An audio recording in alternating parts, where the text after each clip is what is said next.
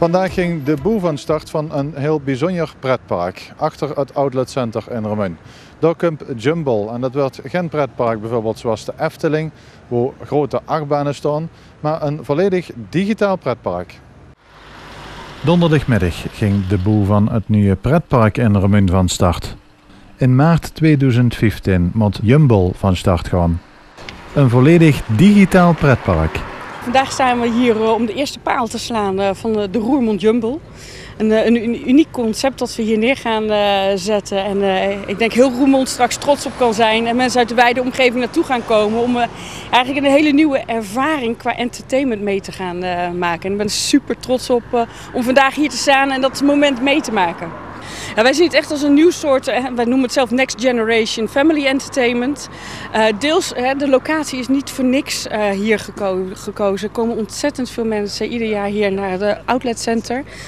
Naast een stuk retail is het gewoon heel goed om dat te gaan combineren met leisure, waardoor je een hele mooie dagbesteding hebt. Dus dat zal een groot deel van onze doelgroep zijn. Daarnaast gaan wij zo'n uniek concept neerzetten dat je door middel van alle social media en andere vormen van media een mooi verhaal kunt vertellen, waardoor mensen nieuwsgierig worden om naar Roermond te komen. En dan zowel van Jumble als van het Outlet Center en alles wat Roermond te bieden heeft te kunnen komen genieten. Jumble komt te liggen in de A.M. Maashaven, een gebied dat de afgelopen jaren flink is veranderd. Ja, dit is eigenlijk het resultaat van minimaal 10 jaar noeste arbeid. Hier zat altijd zware industrie. Hier zat, zoals de ouderen onder ons nog wel weten, ook zeg maar, vroeger RFC en Zwift te voetballen in de oude kazerne daarnaast. En het gebied is helemaal getransformeerd. Het outletcentrum heeft inmiddels al 3 fasen gerealiseerd. En deze hele zone waar de zware industrie zat, die is hier aan het verhuizen naar meer de achterzijde bij de papierfabriek. En hier komt dus Jazz City. En wat is het eigenlijk van gebouw dan?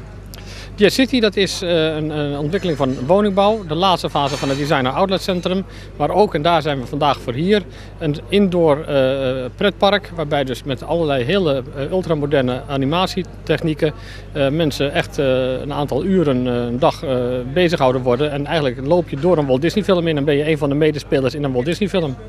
Corina Dijkhuizen zwaaide eerder de scepter bij het bekende attractiepark Duinruil in Wassenaar. Duinruil was aan de zee en dit ligt aan de Duitse grens. Overigens bij Duinruil hadden we ook heel veel Duitse gasten die daar ieder jaar kwamen. Dus dat voelt weer als een stukje thuis.